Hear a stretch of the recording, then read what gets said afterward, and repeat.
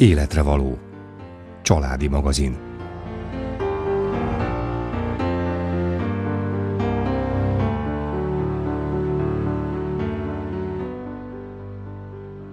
Néhány napja egy ismerősöm hívott telefonon, s lelkesen mesélte, hogy felvett egy stoppoló lányt, amikor Pilis Csabára ment autóval. Átbeszélgették a közösen megtett néhány kilométert, ami alatt kiderült, hogy az egyetemista lány, Sümegi Kata naplót vezet kalandos, stoppolással megtett útjairól. Köszöntöm Önöket, Kéges Jenikő vagyok. Nekem a stoppolás az eszköztelenség útja, s ezért stoppolok leginkább. Öröm megtapasztalni azt, hogy Jézus gondoskodik az emberről, és öröm az is, hogy a másik ember gondoskodik rólam, mert Isten vele van. Nekem feladatom van a stopp közben. Olvasható Kata naplójában az interneten a katastoppol.blogon. Vajon milyen feladattal, küldetéssel bízták meg Sümegi Katát?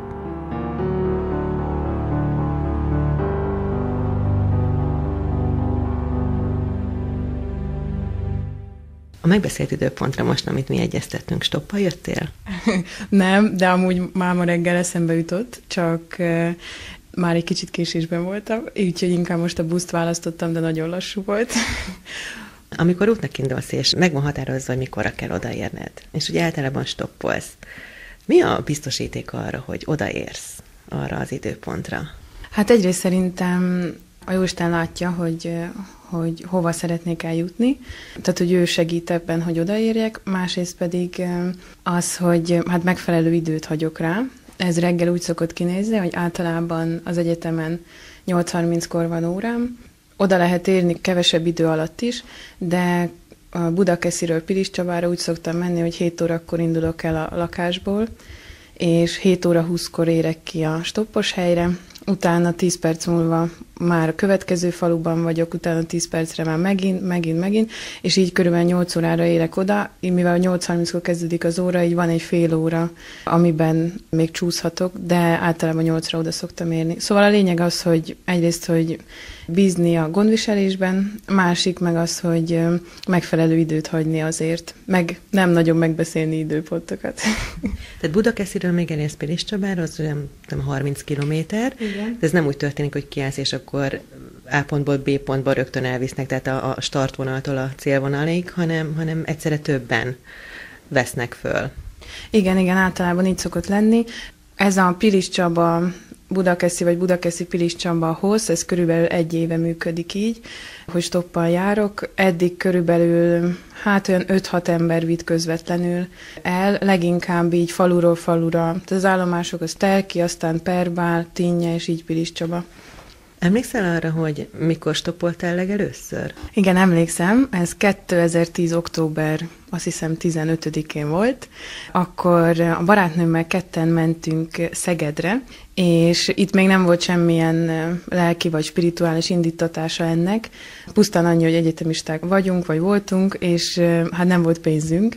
Meghívtak minket Szegedre, meg Szeged mellé Makó, Hódmezővásárhely, és gondolkodtunk azon, hogy hogyan tudnánk eljutni úgy, hogy hát így nincs nagyon mivel kifizetni a busz vagy vonatjegy árát. És akkor úgy mondtuk, hogy hát menjünk el stoppal. Nyilván én találtam ki más az értelmi szerző. És akkor mondta a barátnőm, hogy jó, rendben, és igazából, hogyha ez az út nem sikerült volna iszonyatosan jól, akkor szerintem nem stoppoltam volna többet. De ez egy annyira gördülékeny, és azóta is minden szegedi utam többnyire gördülékeny, úgyhogy ez volt az első utam. Akkor, amikor azt mondod, hogy én a stoppolás mellett spiritualitást is viszek a dologban, ez miben nyilvánul meg? Eszembe jut most az, hogy a jezsuitáknál van egy felkészítési időben egy olyan lehetőség, hogy 1 hónapra párosával útnak keresztik őket, és amit a gondviselés dob nekik, ráhagyatkozással, azt szerint élik meg ezt az 1 hónapot, és nem tudják, mikor reggel elindulnak, hogy este hol fognak kikötni, hogy esznek-e, isznak-e, lesz-e hol aludni. Igen, erről én is hallottam, erről a jezsuita képzésről. Az én spirituális pluszom igazából ehhez, ez 2 oldalú. Egyrészt a másik ember, aki fölvesz, annak a fontossága, tehát az, hogyha alkalmam adódik, akkor beszélni Istenről, hitről, Jézusról, egyházról, de ha nem adódik alkalmam, akkor ezt nem szoktam erőltetni, akkor pusztán magamban adok hálát érte, hogy fölvett, és kérem rá az Isten áldását. Ha megfelelően hosszú időt utazom, tehát mondjuk 50-60-100 kilométer, akkor el szoktam mondani, hogy vallástörténetet tanulok, nem csak a szabvány történelem olaszt. Hát ugye ez rögtön kérdéseket vet föl a sofőrben, és nagyon-nagyon jó kérdéseket, tehát sokszor nagyon provokatív kérdések jönnek, de ugyanakkor meg voltak nagyon-nagyon szép dolgok, például most hétvégén volt az, hogy Szegedre mentem, és fölvett egy hölgy, és mondta, hogy imádkozzak értem, mert hogy lesz egy nagy műtéte, illetve gondolkodnak az orvosok a műtéten, és hogy imádkozzak érte, hogy ne kelljen megműteni, illetve az legyen, hogy ami a legjobb neki. Meg volt olyan is, hogy Nagykanizsára mentem, és fölvett egy úr, akivel szintén beszélgettünk a hitről, és a végén azt mondta nekem, hogy akkor meggyónhatok-e neked. És hát mondtam, hogy hát én nem vagyok kompetens személy ebben, de hogy keresse föl a plébánosát is nála. És hogy ezek mind olyan alkalmak, amik, hát nagyon hálás vagyok érte, hogy részese lehettem egy ilyen megújulásnak a másik emberben. A másik igazából, ami az én személyes indítatásom, tehát hogy egyrészt a önmagammal való kapcsolatban, meg az Isten gondviselésével való kapcsolatban az, hogy nagyon szerettem a ferenceseket, és nagyon szerettem Szent Ferencnek a szegénységét, az eszköztelenségét, a nincstelenségét, hogy nem tud megvenni dolgokat, hogy nem tud elérni saját akaratából dolgokat, hanem rá kell hagyatkozni az Istenre. És számomra a stoppolás, amikor nem tudom kifizetni az utat, pedig mondjuk lenne rá pénzem, vagy ott állok egymagam az út szélén, és nem jön autó, és hogy fejen állok, akkor sem jön autó, akkor ez egy nagy tanítás nekem, hogy az eszköztelenségről, nincstelenségről.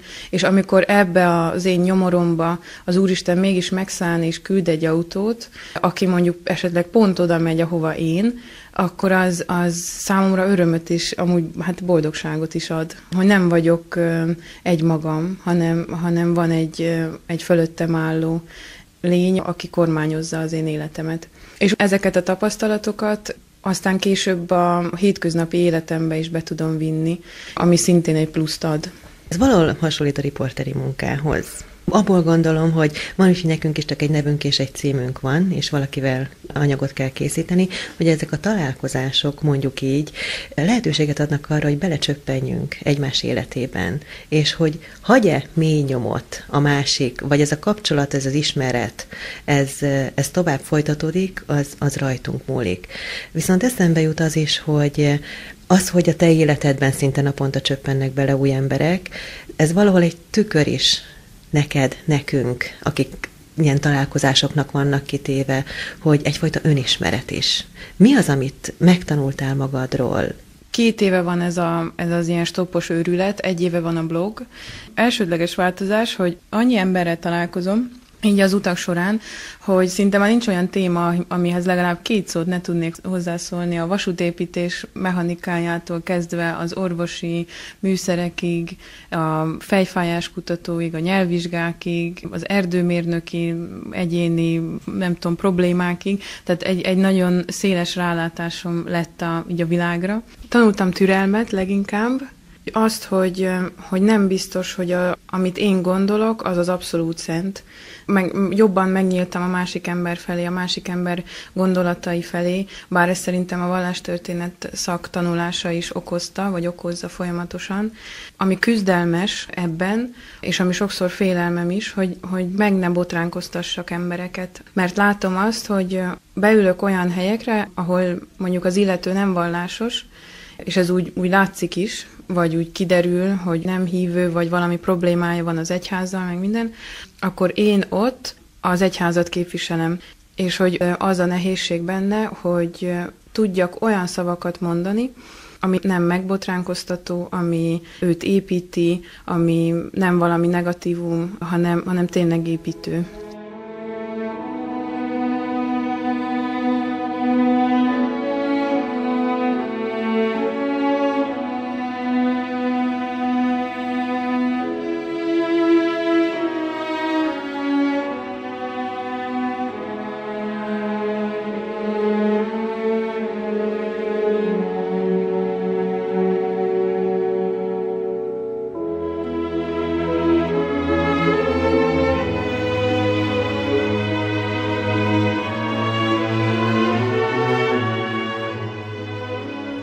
Nádudvari Géza szalézi testvér gyakran szállítja autóval a diákokat.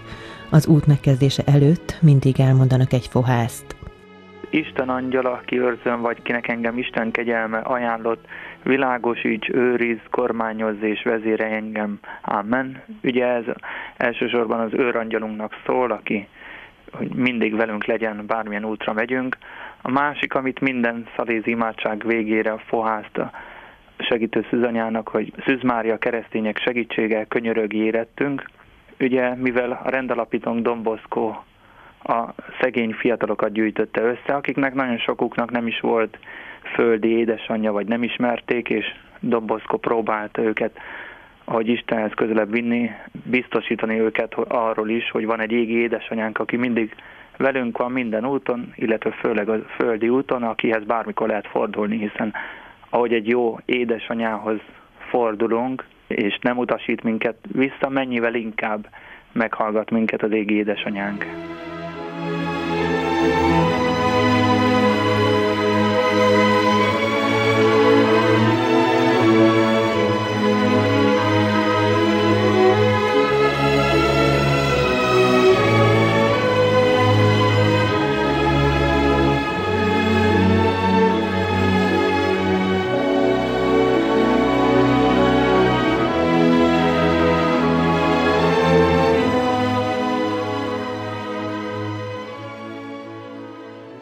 Nem veszélytelen az utazás, sem a stoppolók, sem az autót vezetők szempontjából. Sümegi Katával arról beszélgetünk, volt-e valami konkrét esete vagy megtapasztalása, hogy az evangéliumot hirdesse útja során? Hát igen, volt egyrészt ez a gyónós alkalmat tudom, tehát amit az előbb említettem erről a férfiről, hogy mindig az jut eszembe erről a történetről, de ez lehet, hogy ilyen nagyképűen hangzik, mint amikor Fülöpnek lehetősége nyílt arra, hogy az etióp századostnak magyarázza a Szentírást, magyarázza neki, hogy ki volt Jézus. Ez a gyónással kapcsolatos férfinél is valami ilyesmire nyílt lehetőségem, hogy újra elmesélhettem neki azt, hogy miért hiszek, hogy kicsit az egyházról, a dogmatikai részéről többet elmondani neki. Másik ilyen esemény, több is van, amikor konkrétan nem mondom ki, hogy én hívő vagyok, vagy keresztény vagyok, katolikus vagyok, hanem pusztán a problémáit, amit nagyon sokszor felfednek előttem a sofőrök, hogy összeveszett a feleségével, a gyerekével, a főnökével, vagy mik a nehézségei, betegség, stb., akkor ott valami értéket felmutatni ebben, hogy mégis miért lehet ezt elviselni. Nem mindig kerül szóba a hit, de valami pozitívumot sugallni. Ha ilyen nagy trauma éri, akkor a végén azért szoktam mondani, hogy imádkozom érte, és akkor ilyenkor volt már olyan, hogy elsírta magát a sofőr. Ezek azért megható pillanatok. Ugyanakkor valahol az idegen embernek talán könnyebben meg is nyílnak. De szerinted miért van ez? Hát azért, mert én nem ismerem őt, nincsenek előítéleteim, csak az ő verzióját hallom, hogyha mondjuk valakivel összetűzésbe került, a másikét nem, én csak neki tudok hinni. De szerintem a legfőbb az, hogy nincsenek előítéleteim, meg nem ismerem őt. Soha nem is voltak előítéletek? Tehát, hogyha megáll valaki, akkor azért ott van a lehetőség benned, hogy beszállok, vagy nem szállok. Ez azért valahol egy veszélyhelyzet is. Igen. Én azért, tehát hogy van egy ilyen alapszabály a stoppolásban, legalábbis, ezt így én állítottam fel, hogy mielőtt beszállok, egyrészt nem stoppolunk veszélyes helyen, de mégis egy kicsit veszélyesebb helyen stoppolunk, és oda kell figyelni arra, hogy próbáljuk meg tisztázni a beszállás előtt, hogy hova megyünk. A másik, akikkel sajnos vigyázni kell, ők a leginkább külföldi kamionosok, akiknél voltak már veszélyesebb helyzetek. De minden helyzetből ki tudtál jönni? Igen. Vagy kerültél ilyen veszélyes helyzetben? Hát igazából, tehát ezek kamionosok, ugye az a gond vele, hogy ugye férfiak minden nemzetközi fuvarokat szállítanak, és akkor így meglátnak egy fiatal lányt, akkor ez a probléma forrása, de igazából hál' Isten mindegyikből kijutottam, meg nem volt semmi konkrét, csak szóbeli utalásuk bizonyos dolgokra.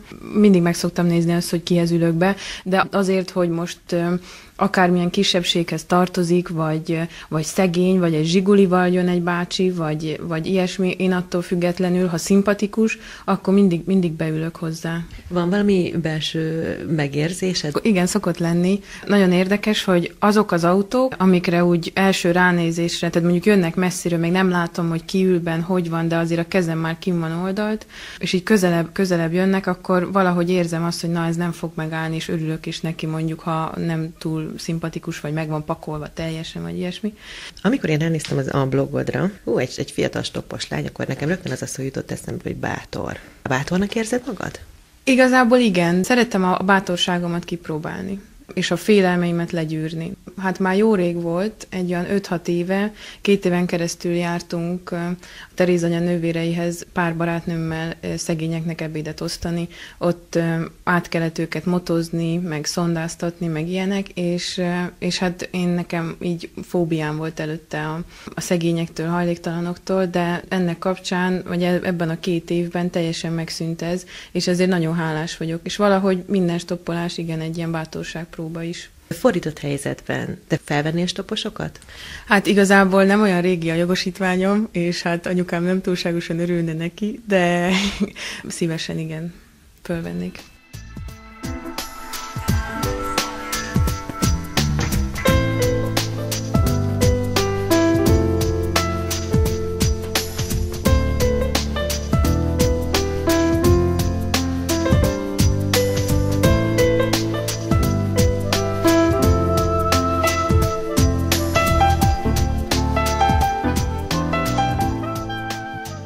Vajon mit szól a lánya stoppos kalandjaihoz, Kata édesanyja? Hogyan éli meg szülőként gyermeke vándorlásait? Az az igazság, hogy a szülőség, az anyaság az életen keresztül tartó aggódás, úgyhogy ebbe ez is belefér, de ha nem stoppolna, akkor is nagyon aggódnék értük, mert hogy Kata nem egyedüli gyerkőc, de hál' Istennek a stoppolásban a másik 2 még nem követi, remélem, hogy nem nagyon akarják. Hagy meséljelek el egy rövid történetet, ez Igen. nem olyan régen történt.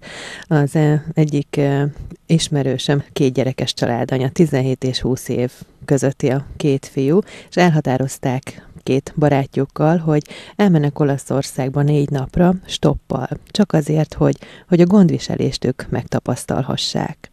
Igen. És megtervezték az útvonalat előre, mindent pontosan kiszámoltak, hol szeretnének állomásozni, mit szeretnének megnézni. Budapestről megvették Milánóba a jegyet, és hát Milánóból jöttek haza Magyarországra. És 2 váltak, mert ugye 2 embert könnyebben felvesznek az autósok, mintha 4-en állnak az út szélén. Nyilván volt náluk pénz, de ezt nem akarták használni, és azt mondta nekik az édesanyja, hogy nézzétek, én folyamatosan a bizalomról beszéltem nektek egész életetekben, ha én most megtiltom, hogy ti elmenjetek, akkor hol a bizalom? Egy dolgot kérek tőletek, hogyha megérkeztek este a szálláshelyetekre, és reggel elindultok a következő állomásra, akkor menjetek be a templomba, és az legyen az első dolgotok, hogy hálát adtok Istennek. Úgyhogy ennyi útravalót adott nekik. Igen, hát Kata is hasonlóképpen csinálja ezt egyébként. Őnek is volt már hosszú külföldi útja. Én azt gondolom, hogy valóban a szülőnek olyan túl sok teendője ilyenkor már nincsen. Volt Katánál ugye ez még több is valamivel, mert hogy ő már 23 éves. Igaz, hogy ez a stoppolás ez nem most kezdődött azért, de eltöltöttünk együtt ugye több mint 20 évet, és én azt gondolom, hogy a nevelés az 0 napos kortól, sőt, még talán korábbról kezdődik, és hát bízom abban, hogy amit magába szívott idáig, az majd átsegíti ezen, illetve amit ön is mondott, hogy nekünk Jóistenben bízó szülőknek, anyáknak van egy nagy-nagy kapaszkodójuk, egy nagyon nagy segítségük Jóistenben bízni, Jóistenre bízni őket.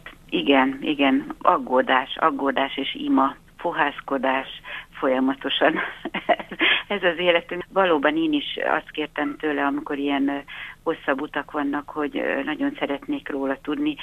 Ezért is olvasom a blogját, mert egy ideig a blogot azt én nem is nagyon tudtam, hogy hol van, illetve arra gondoltam, hogy majd amikor ő azt mondja, hogy itt van és itt megtalálható, akkor megnézem, amíg ő magától nem mondja. Tudtam, hogy ír, kíváncsi is voltam rá, de nem akartam addig megnézni ezt, amíg ő maga nem, és akkor a külföldi útja előtt elárulta a hozzáférést, mert hogy akkor nem tud mindenkit külön értesíteni, és akkor, hogyha internet hozzáférése volt, akkor oda írt. Van még egy dolog, és ebben be kell vallani, hogy én is annyi idősen, mint a Kata most, meg ekkörül, amíg én is főiskolás voltam, barátnőmmel rengeteget stoppoltunk, én is nagyon sokat jártam otthonról, én Pécsre jártam főiskolára, Pécset végeztem, és Pápán laktunk, nagyon sokat stoppoltam a két város között.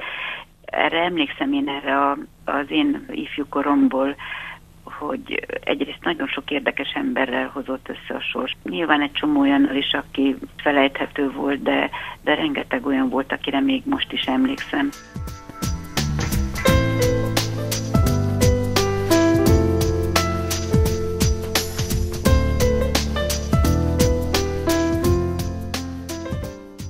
Számtalan kalandos történetet ír le naplójában Kata. Hétköznapi messiásoknak hívja azokat az embereket, akik hozzásegítik őt célja eléréséhez. Igen, ez egy nagyon érdekes történet fűződik ehhez, hogy miért is hétköznapi messiások lettek ők. Egyszer Budakesziről Pest fele stoppoltam, nem is olyan régen, amikor fölvett egy idősebb úr, és ő, amikor beültem az autóba, akkor ő mondta, hogy na, akkor én vagyok magának a hétköznapi messiása. És úgy annyira rátapintott a lényegre, hogy hát lényegében igen, hogy ott állok egymagam, nincsen aki segítsen, egyedül vagyok, vagy minden, és hogy jön, és akkor úgy megment, vagy elvisz, vagy kiment ebből a helyzetből. És nagyon találó volt, és aztán később derült ki az útnak a vége felé, hogy zsidó felekezetű, és milyen érdekes, hogy ezt a terminust használta erre. Érezted már a teljes mértékű kiszolgáltatottságot? Igen, ez most márciusban volt így állandóan egy héten keresztül, amikor Milánóba tartottunk egy barátnőmmel, és valahogy nem is Olaszország volt a probléma, hanem előtte Szlovénia, ami nagyon, nagyon nehezen jutottunk el Ljubljana mellé. Azt hittem, hogy mivel az Isten vigyáz ránk, ez nem volt szép tőlem, hogy az Isten vigyáz ránk, ez egy nagyon kellemes és üdítő útunk lesz egészen Milánóig, egy kis nehézségekkel mondjuk. Szóval ezt így képzeltem ezt az egészet, és nem. Már Magyarországon is nagyon nehezen jutottunk le a szlovén határig, és onnan el Ljubljana mellé. Ez végig teljes kiszolgáltatottság. És még jött egy-két ilyen dolog, hogy a szállásunkat két helyen is már kim voltunk, már olasz területen, amikor éppen lemondták, és ott voltunk, hogy most hol aludjunk, meg mi lesz velünk, meg minden, de aztán végül is mindig sikerült valamit találni. Égi segítőkről is írsz. Igen. Ez úgy indult, hogy 3 égi pártfogón van. Az első Brenner János mesélte nekem az egyik nővérismerősöm, hogy hát kérd meg a Brenner Jancsikát, biztos segíteni fog.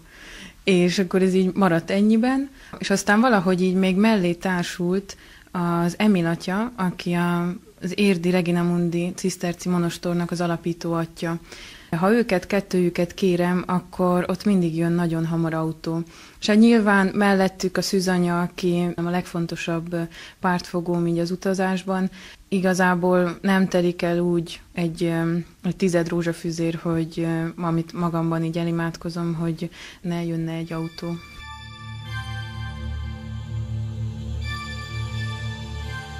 Mi Urunk, Istenünk, Te vagy egyedül, aki életről és halálról döntesz. Te ismersz bennünket igazán, Te tudod minden léptünket, Te szabtad meg születésünk és halálunk idejét. Nagy szeretetből megajándékoztál minket szabad akarattal, s olykor úgy tűnhet, mintha az ember maga irányítaná az életét. Köszönöm, Uram, hogy mégis megajándékozol minket azzal, hogy rádöbbenhetünk. Te vagy az Úr, és nem hagysz el bennünket soha, mert Te megígérted. Kérlek Téged minden autóvezetőért, adj nekik bölcsességet, tisztellátást és türelmet, hogy felelősséggel vezessék autóikat. Kérlek Téged minden utasért is, kérlek Téged minden stopposért, és leginkább azért kérlek, hogy ne olyan halállal halljanak meg, mely készületlenül éri őket. Uram, ha pedig úgy döntesz, hogy őket magadhoz hívod, engedd be még ma őket a paradicsomba. A hozzátartozóknak pedig küld a te vigasztaló szent lelkedet, hogy meg tudjanak birkózni az új feladattal, és ne csak a miértekbe meneküljenek. Ha pedig a te nagy jóvoltodból a balesetet szenvedőket megajándékozol még egy életlehetőséggel, adj nekik mielőbbi testi-lelki gyógyulást, a hit ajándékát, hogy észrevegyék, te vagy mindenek kormányzója. Uram, a te karjaidban vagyunk, vigyázz ránk gyermekeidre. Ezt kérem tőled, aki Atya vagy, Fiú és Szentlélek. Ámen. Ez a fohász olvasható az autóbalesetet szenvedőkért Kata blogján. Igen, a fohászt azt én írtam, és úgy jött ez az egész, hogy sajnos tavasszal volt egy utam, amikor hátulról belénk jöttek. Hát eléggé megfájdult a fejem. Ez volt igazából az első ilyen komolyabb balesetem. És hogy így rádöbbentett arra, hogy nem csináltunk semmi rosszat, hanem a mögöttünk levő nem tartotta be a követési távolságot. Tehát, hogy egyrészt, hogy mi ártatlanok voltunk, és igazából nem voltunk semmi olyan helyzetben, pusztán ennyi volt a baj, hogy nem tartotta be. Ez is azt sugallja, hogy mennyire kiszolgáltatottak vagyunk. Aztán a másik, ami még így vezetett ebben, hogy biztosan hallottatok róla, hogy Érden volt egy idősebb hölgy, aki elgázolt egy ikerbabakocsit, és meghaltak a babák benne. Ez volt a másik, ami ott vétlen emberek, vétlen csecsemők haltak meg, ami nagyban elindított ebben. És a harmadik az, hogy nagyon közelről láttam egy balesetet, amikor az autó a levegőbe repült. És hogy ez volt a harmadik olyan dolog, ami igazából arra ösztönzött, hogy imádkozzak a balesetet szenvedőkért. Az imádságot igen, én írtam. Azt kérem minden nap, meg amikor ilyen hírt hallok, hogy ha Jóistennek ez benne van a tervébe, akkor gyógyuljanak meg, ha nem, akkor legyenek vele már ma a paradicsomban. Vonz téged Isten életformája. Szerinted Isten is jóstoppos lehetett? Szerintem biztosan. Biztosan. Hát ugye Jézusról azt mondják, hogy egy ilyen vándorprédikátor volt. Igazából én nagyon, nagyon élvezem azt, hogy csak úgy, ő is gondolom, hát voltak céljai, biztos, hogy most eljusson A-ból B-be, de csak úgy ment, és akkor itt találkozott úton, útfélen ezzel, azzal. Itt szóval szerintem jóstoppos volt biztos. Vándornak, csavargónak minek tartod magad? Vagy csak egyszerűen stoppos Katának? Hát a volt lelkivezetőm mindig csavargónak hív. Én igazából egyszerűen csak stoppos Katának tartom magam.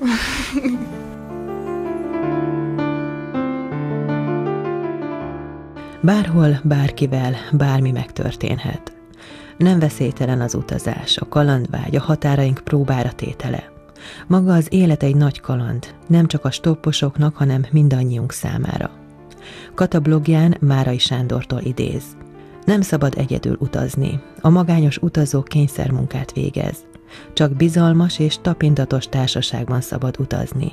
Egy érzékeny és fogékony lelkű nő, egy figyelmes és türelmes barát társasága megsokszorozza az utazás élményeit, fokozza a látnivalók színességét, segít megérteni mindazt, amit az út és a világ mutat. Egyedül utazni kínos, feszengő érzés, mintha kiszolgáltatnánk az embert egy különös börtönnek, mely nagy, mint a világ. Az ember csak társaságban tudja látni, érzékelni a világot. A társaság ad az út komor varázslatának, a változásnak emberi értelmet.